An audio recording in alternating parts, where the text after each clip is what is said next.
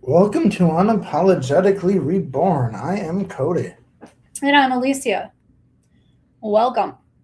What if the very behaviors that you hate about yourself once saved your life?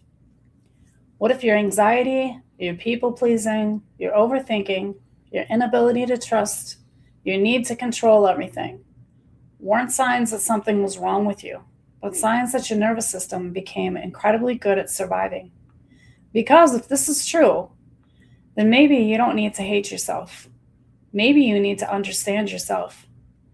There is a war taking place inside millions of people every single day, a war that no one else can see, a war between the person survival demanded, the person that you've become, and the person that you've always wanted to be. Why would the brain keep using strategies that are hurting us today? That's exactly what we're going to explore. Stay tuned as we explore the war within. Before we begin, welcome to Unapologetically Reborn. This isn't a podcast about quick fixes, positive thinking, or pretending the past didn't happen. These conversations are designed to challenge the way you understand yourself, your relationships, your nervous system, and the survival strategies that shaped your life. The goal of this podcast is to translate trauma into language that makes sense, so you can better understand your experiences, recognize your patterns, and explore yourself with greater clarity and compassion. This podcast is intended for educational and personal growth purposes. It is not a substitute for therapy, mental health treatment, medical care, or crisis support. If you find yourself becoming emotionally overwhelmed, please consider pausing the episode, practicing self-care, and reaching out to a qualified mental health professional for additional support. Healing isn't about becoming someone new. It's about understanding who survival required you to become, and discovering who you are underneath the armor. If you're ready to have honest conversations, ask difficult questions, and explore what it truly means to heal, welcome to Unapologetically Reborn. This is where survival ends, and choices begin.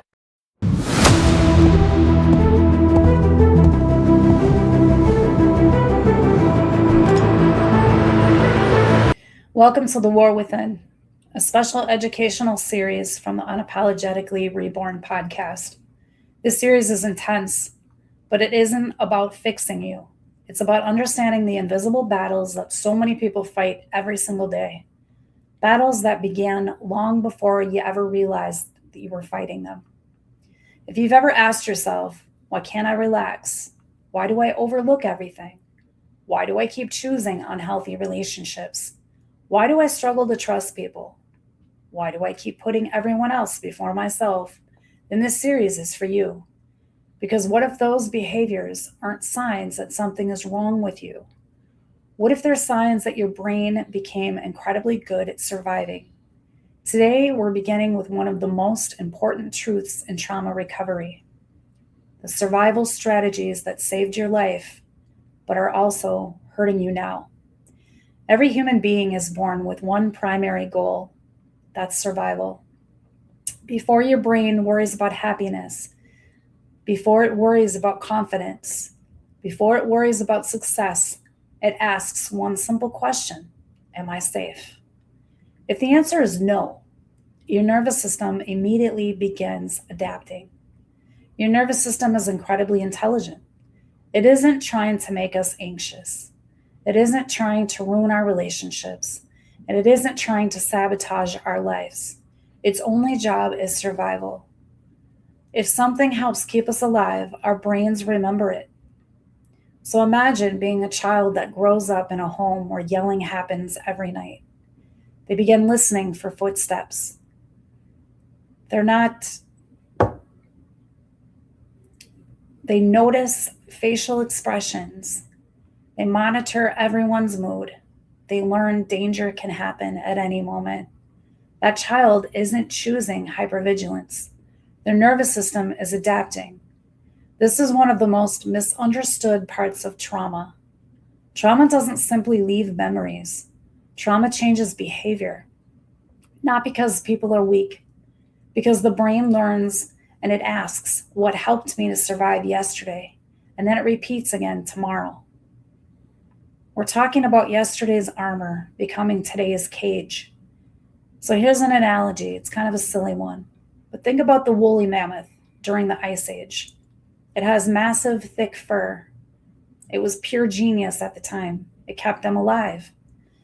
But when the planet warmed up, that exact same fur caused them to overheat. The fur wasn't a mistake. The environment just changed. This is exactly what happens to our minds. If you grew up in an emotional ice age, like a chaotic childhood, a toxic relationship, or an intense workplace, your brain grew the psychological thick fur of a survival strategy to protect you. An adaptation is highly intelligent when you need it. But when you move into a safe, warm environment and keep wearing that heavy armor, you start to overheat. Today, we are mapping out how to think, your past survival strategies, and finally lay them down to help you figure out what kind of psychological armor you're wearing. We're going to look at the 7 inner child archetypes popularized by Nicole LePera. Dr. Nicole LePera. So I'm going to ask you to grab a piece of paper and a pen, or just keep the score in your head. I'm going to ask you to count how many times you silently scream, "Oh, wow, that's me." So question 1. Would you like to read the question? When someone is visibly upset, is your immediate,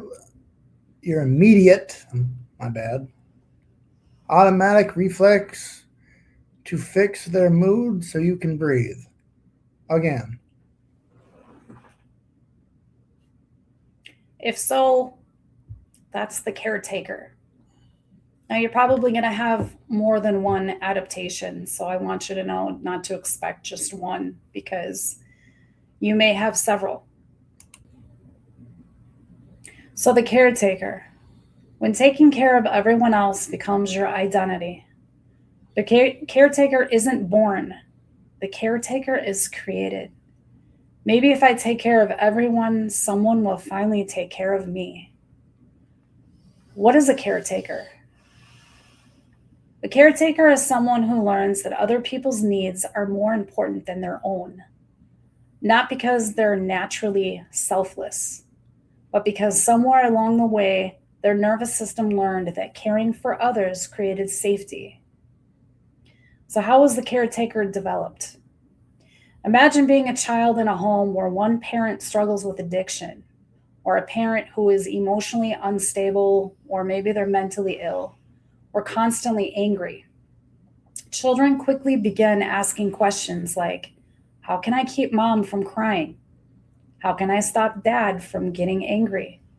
How do I keep the peace? They aren't thinking about childhood. They're thinking about survival. The child becomes the adult. Instead of learning, what do I need? They learn, what does everyone else need? Instead of asking, how do I feel? They ask, how is everyone else feeling? That becomes their identity. The caretaker's hidden belief. Many caretakers unknowingly believe my needs are selfish. If everyone else is okay, then I can relax. I'm responsible for everyone's happiness. If someone is upset, I must have done something wrong. Love means sacrifice. If I stop helping people, they'll leave. So how did it save you? Being a caretaker probably made you compassionate, responsible, dependable, empathetic, and observant. Mature beyond your years. Those are beautiful qualities. The problem isn't caring. The problem is believing that your value depends on caring. And how does it hurt you today? Caretakers often feel guilty resting, have difficulty saying no, become emotionally exhausted, neglect their own health, stay in unhealthy relationships, feel responsible for fixing everyone, confuse rescuing with love, and eventually they burn out. The nervous system explanation. So the nervous system learns something very early. If everyone else is okay, maybe I'll finally be okay. The problem is that that day never comes, because there will always be someone who needs something. So the heartbreaking truth is that many caretakers secretly believe Maybe if I love people enough, they'll finally love me the way that I need. That breaks my heart every time because love was never supposed to be earned through exhaustion. Healing doesn't mean becoming selfish.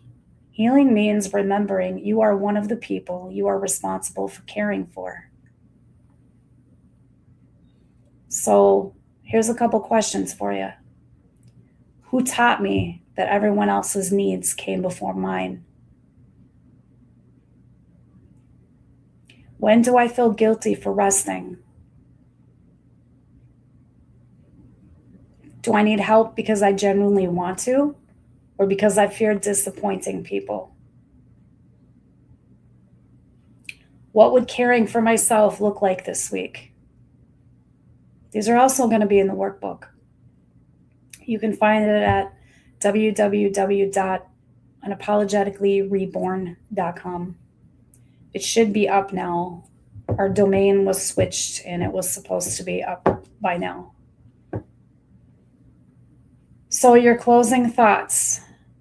The caretaker in you isn't the enemy. That part of you kept you alive. It protected your heart. It helped you survive impossible situations.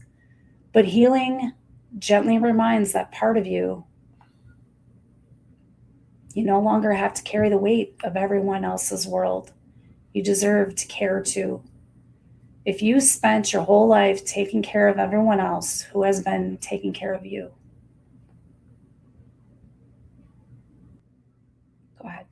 Do you feel a deep, burning sense of anxiety or worthlessness on days when you aren't actively being productive? The overachiever. Yep, it's the overachiever.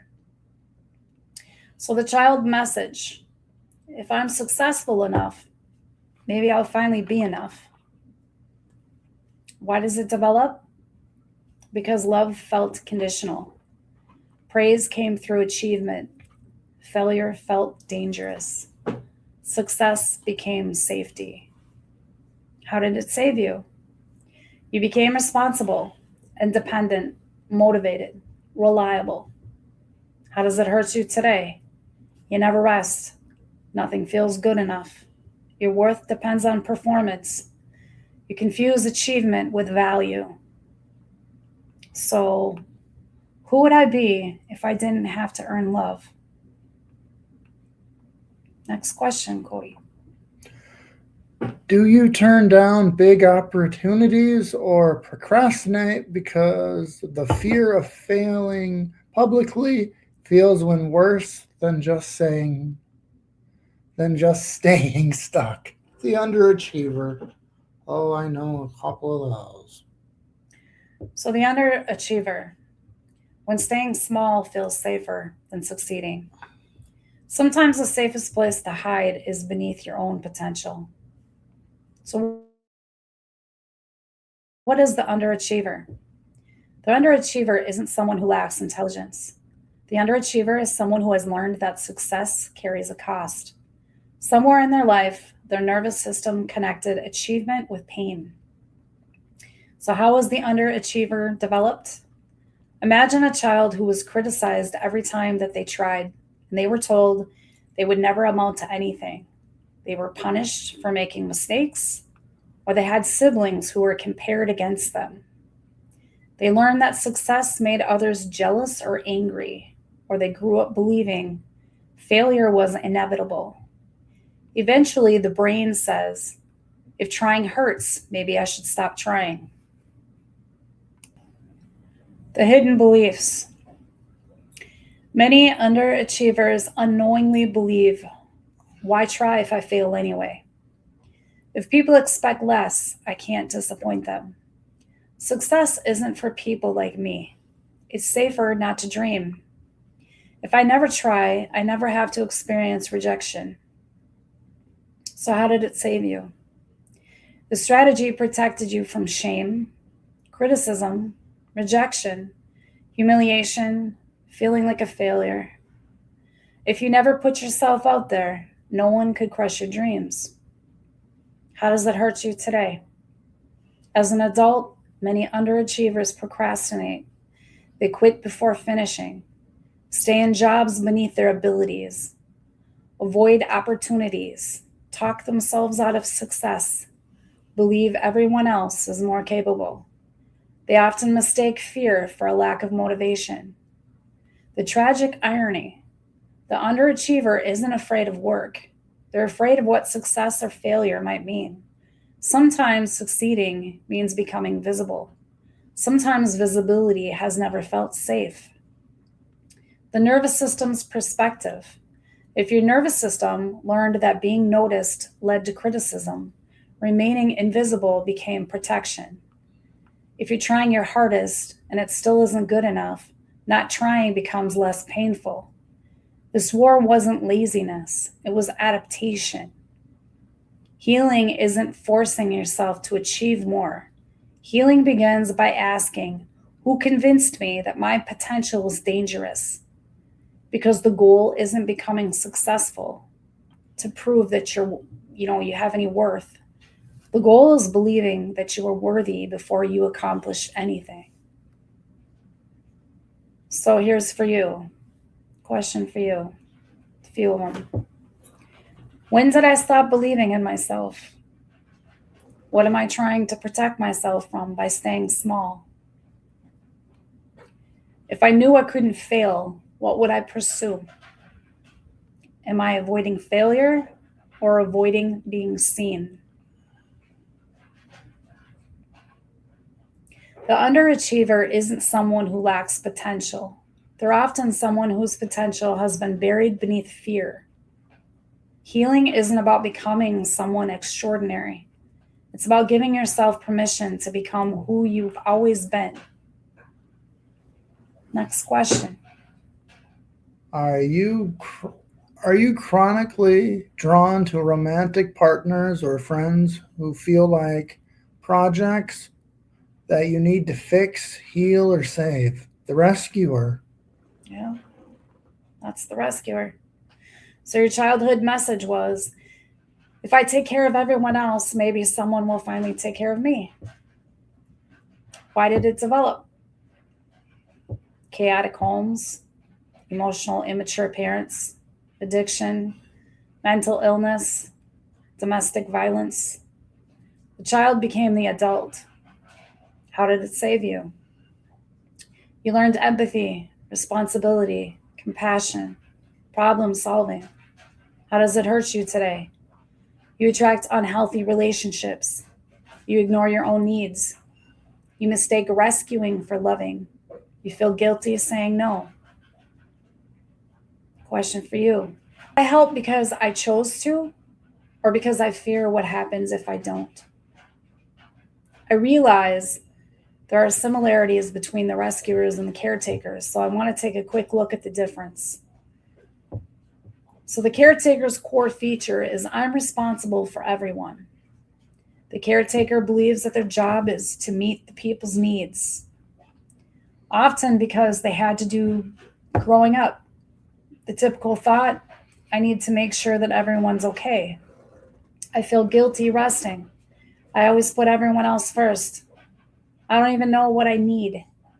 The caretaker often develops in homes with addiction, mental illness, chronic illness, emotional neglect, domestic violence.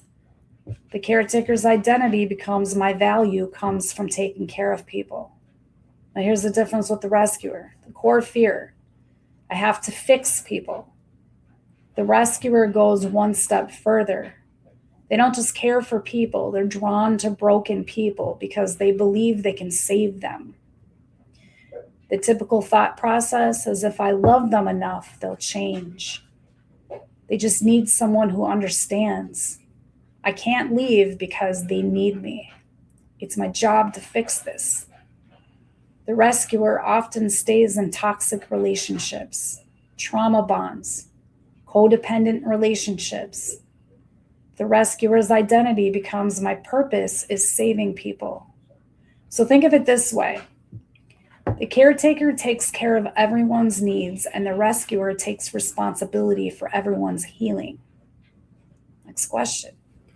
Do you use humor, sarcasm, or an upbeat attitude to quickly deflect whenever a conversation gets uncomfortably serious or emotional. The life of the party. Yep, it's Woo! the life of the party. So the life of the party is the one who is incredibly misunderstood. The childhood message is, if I keep everyone laughing, maybe nobody will notice how much I'm hurting. Why it developed. Humor became protection. Attention became survival. So keeping everyone happy prevented conflict. How did it save you? People enjoyed being around you. You lightened difficult moments. You became charismatic. You connected with people. How does it hurt you today? You hide your pain. People assume you're okay. You don't know how to be vulnerable. You're exhausted from entertaining everyone. Sometimes the funniest people or the funniest person in the room feels the loneliest. So here's a question. Who knows the real me when I'm not making everyone laugh? Next question. Do you find yourself agreeing to plans, favors, or opinions you secretly hate just to avoid the agonizing discomfort of minor conflict? Approval seeker. Yeah, the approval seeker. So the approval seeker, when yes becomes your survival strategy, sometimes saying yes isn't kindness, it's fear. What is the approval seeker? The approval seeker believes their acceptance depends on keeping other people happy. They don't say yes because they always want to. They say yes because saying no feels dangerous. So how it develops. Imagine a child who learned love had to be earned. Speaking up caused conflict.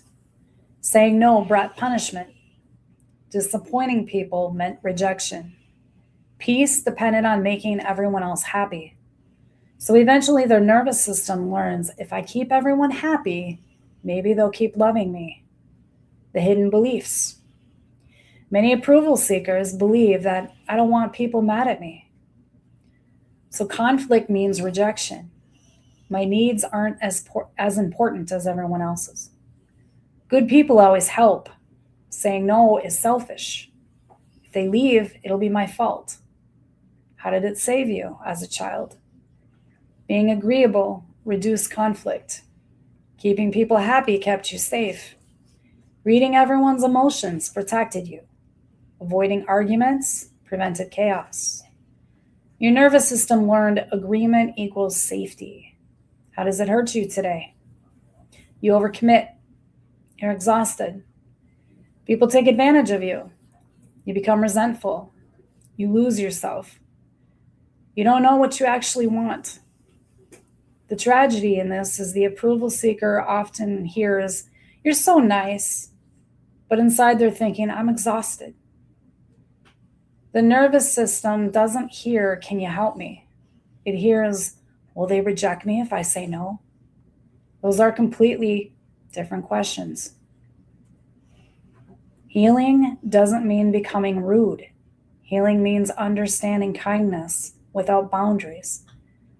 Because self-abandonment becomes, you can be compassionate without saying yes to everyone. Ask yourself, why do I feel guilty saying no? Why am I afraid something will happen if I disappoint somebody? Am I helping because I want to or because I'm afraid not to? What would happen if I honored my own needs today? Your worth isn't measured by how available you are. You don't have to earn love by sacrificing yourself. Sometimes the most healing word your nervous system can learn is no. Next question. When you are going through a massive personal crisis, is your first instinct to hide and handle it completely alone because asking for help feels dangerous? The invisible child.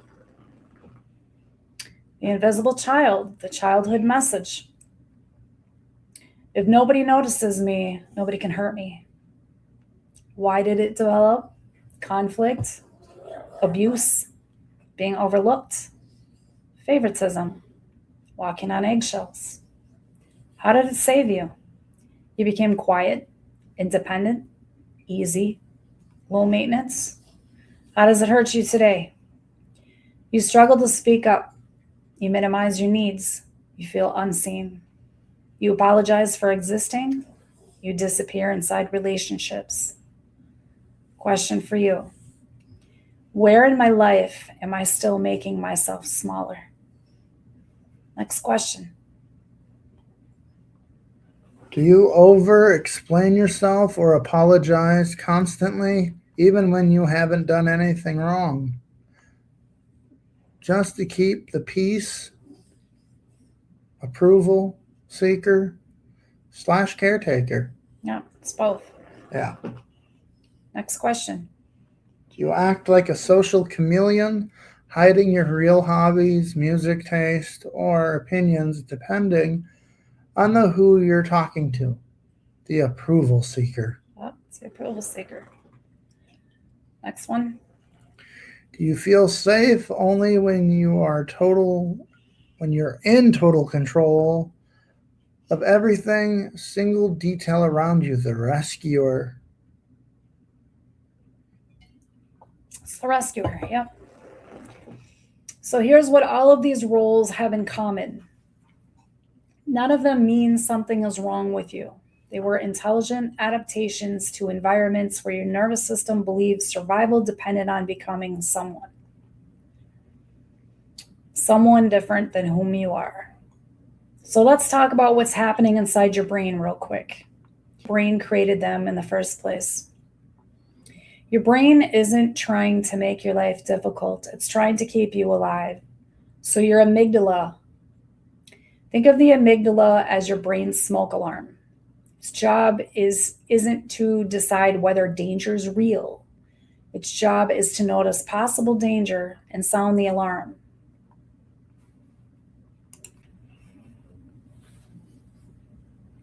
So the amygdala detects threat, excuse me.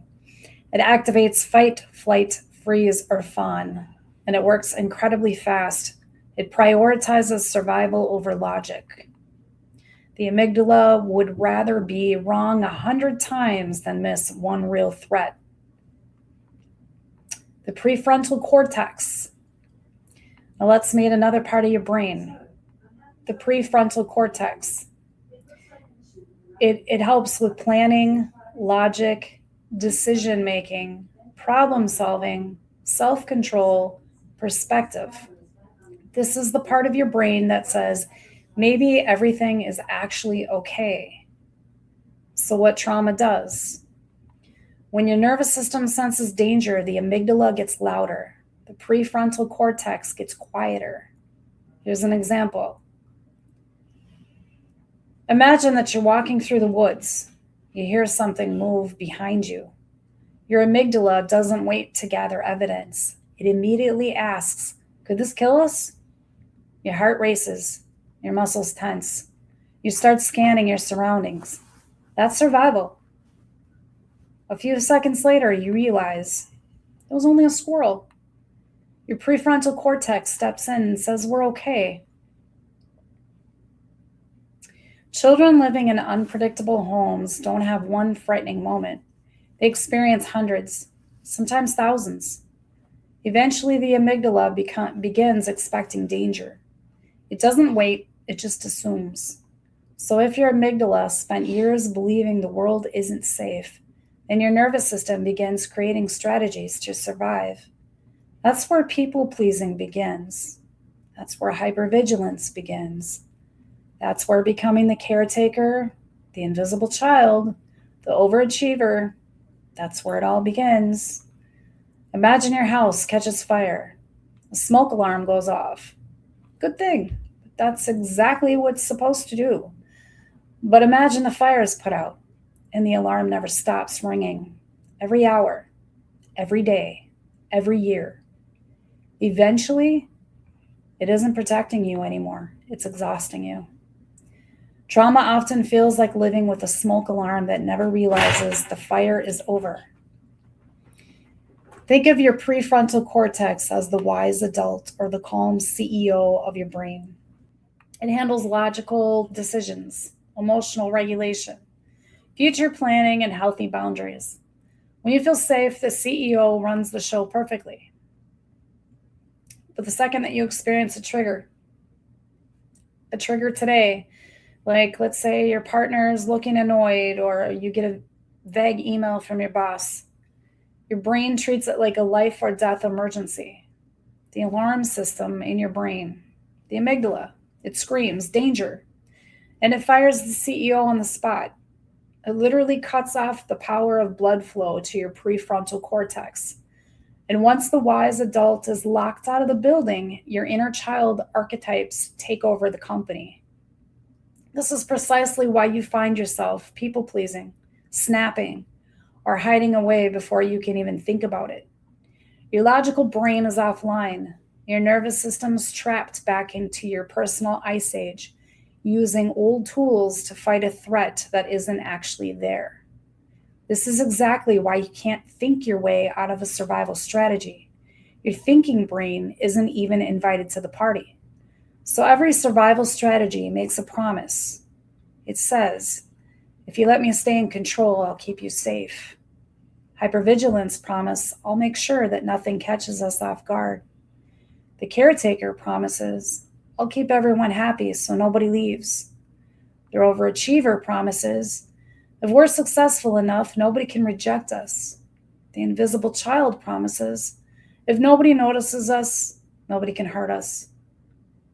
What promise has your survival strategy been making to you?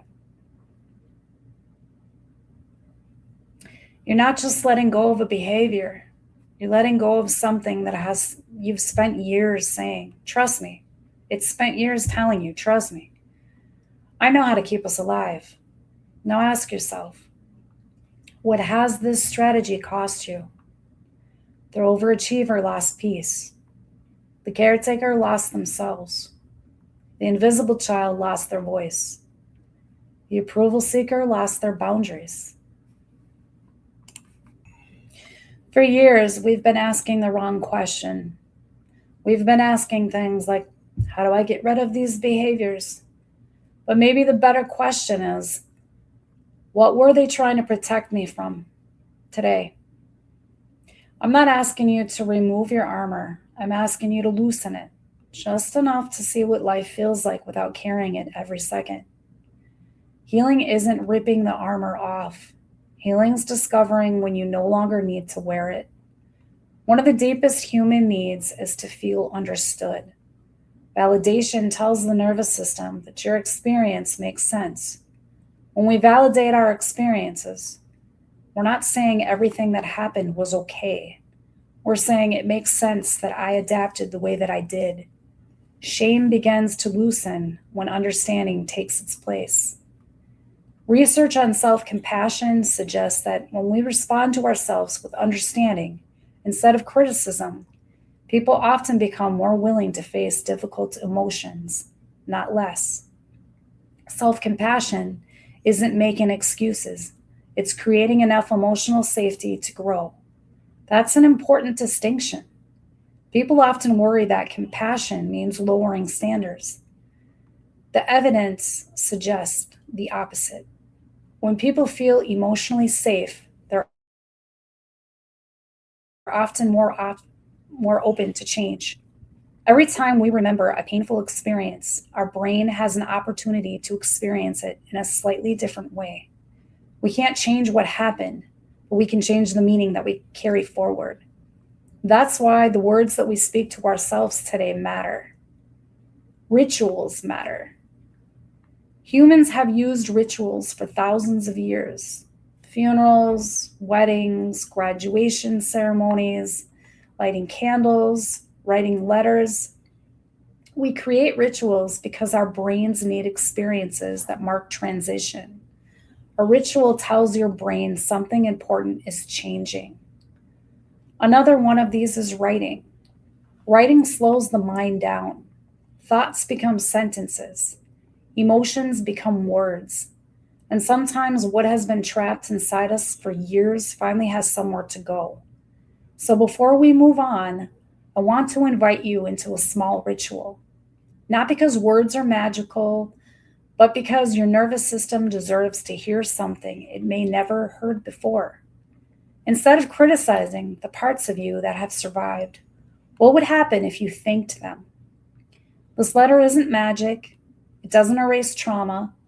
It doesn't suddenly heal your nervous system, but it does mark a transition. Perhaps the first time you're choosing curiosity instead of self-hatred. It'll be in the workbook. You can use it as a guide to write your own if you like, or just use this one, but let's read it together. Dear Armor, for so many years, I thought you were the enemy. I blamed you for my anxiety. I blamed you for my fear. I blamed you for my walls. I blamed you for pushing people away. I blamed you for never feeling safe. I blamed you for becoming someone I didn't recognize. But today, I finally understand you weren't trying to hurt me. You were trying to save me. Thank you for standing guard when no one else did. Thank you for helping me survive what no child should have had to survive. Thank you for teaching me to read the room. Thank you for protecting my heart. Thank you for protecting me through the darkest chapters of my life. But somewhere along the way, we forgot something. Danger changed, yet you never stopped protecting me. You kept standing guard, even after the battle was over. Now the emotional turning point, that's why I'm writing you today. Not to reject you, not to shame you, not to pretend you were never needed, but to tell you that I'm safe enough to begin carrying my own life now. Then you don't have to work 24 hours a day anymore. You don't have to scan every room. You don't have to expect betrayal around every corner. You don't have to convince me I'm never enough.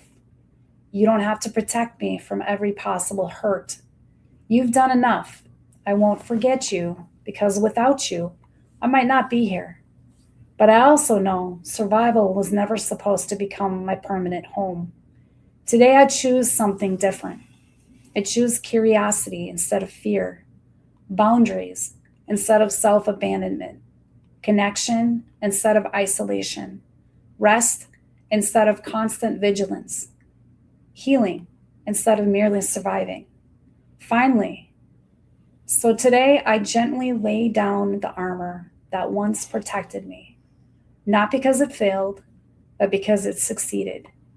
Thank you for getting me here. Now let me show you how we're going to live. So if you're willing this week, write your own letter.